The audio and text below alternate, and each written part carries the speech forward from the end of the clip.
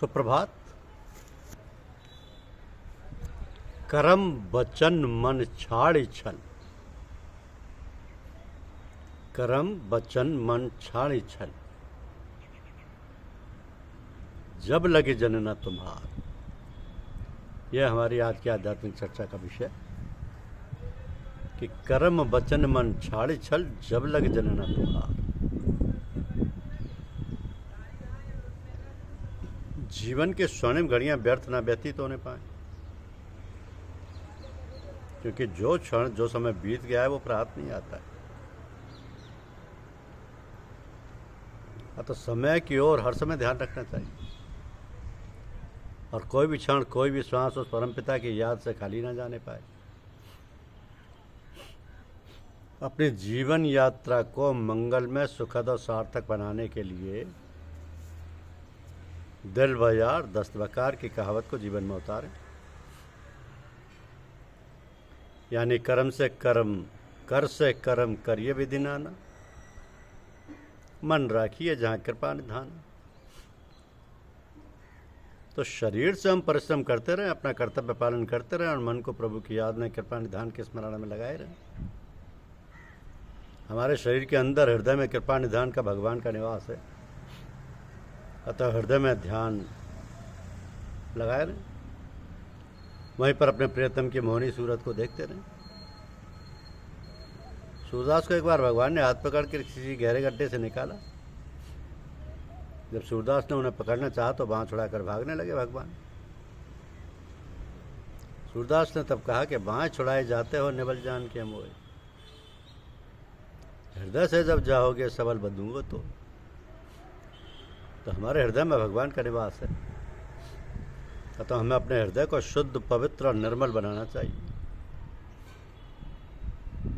हृदय की निर्मलता और पवित्रता तभी रहती है जब हम भगवान की याद हर समय बनाए रहें और इधर उधर के सांसारिक प्रपंच हृदय में ना आने दें। तो हृदय छल छिद्रों से मुक्त, पवित्र और शुद्ध बना रहे।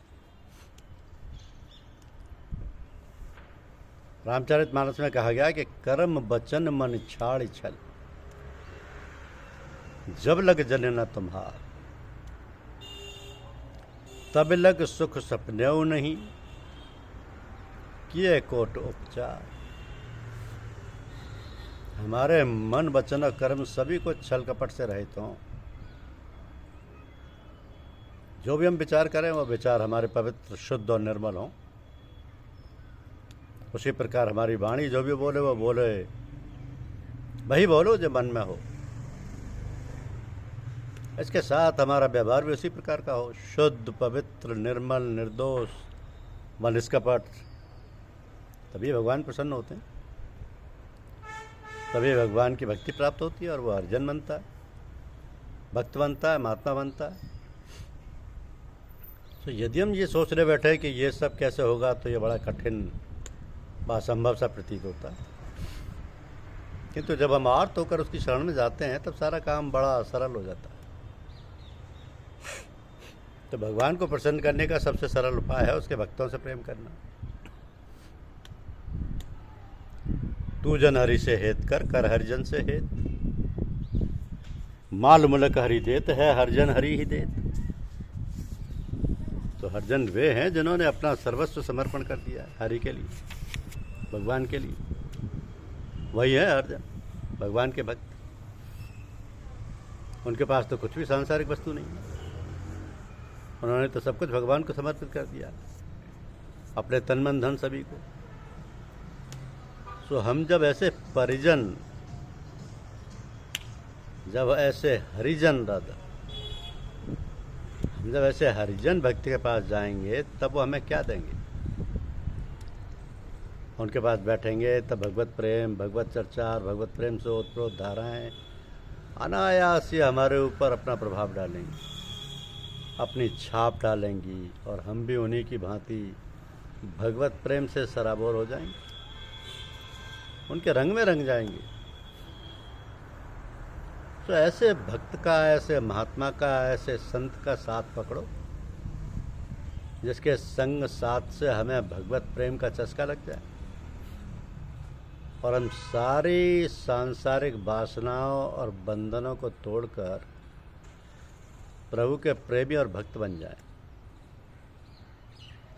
कहा है ना कि क्रोध अकल को खा जाता है, अहंकार प्रेम को खा जाता है, चिंता आयु को खा जाती है, रिश्वत इंसान को खा जाती है,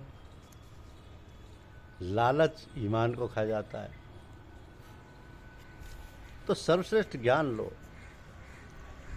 क्या है सर्वश्रेष्ठ ज्ञान?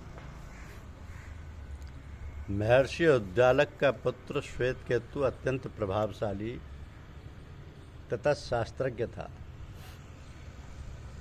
उसे यह अभिमान हो गया कि वह अपने पिताश्री से बड़ा विद्वान है। एक दिन उसने महर्षि उद्दालक की अपेक्षा कर दी। महर्षि समझ गए कि पुत्र को अपने शास्त्राध्ययन का अहंकार हो गया। उन्होंने श्वेतकेतु से कहा, वत्स, गुरुकुल में निरंतर 12 वर्षों तक शास्त्रों का अध्ययन करते रहने के कारण तुम समस्त शास्त्रों का अध्ययन करते रहने के कारण तुम समस्त शास्त्रों के विद्वान बन गए। मैं आज तुमसे जानना चाहता हूँ कि वो कौन सी वस्तु है जिसका ज्ञान हो जाने से जीवन के सभी पहलुओं का ज्ञान हो जाता है। वो कौन सी वस्तु है जिसके ज्ञान हो जाने से जीवन के सभी पहलुओं का ज्ञान हो जाता है।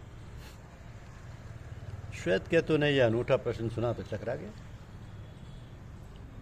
महान शास्त्रज्ञ होने का उसको अभिमान चूर चूर हो गया। बोला, पिताश्री, इस गूढ़ प्रश्न का उत्तर तो आप जैसे मनीषी दे सकते हैं, मुझ जैसा अल्पज्ञ बालक नहीं।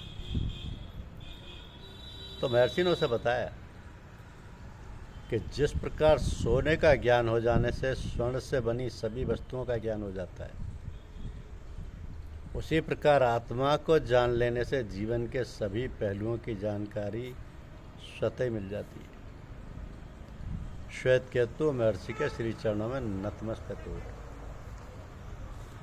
धन्यवाद।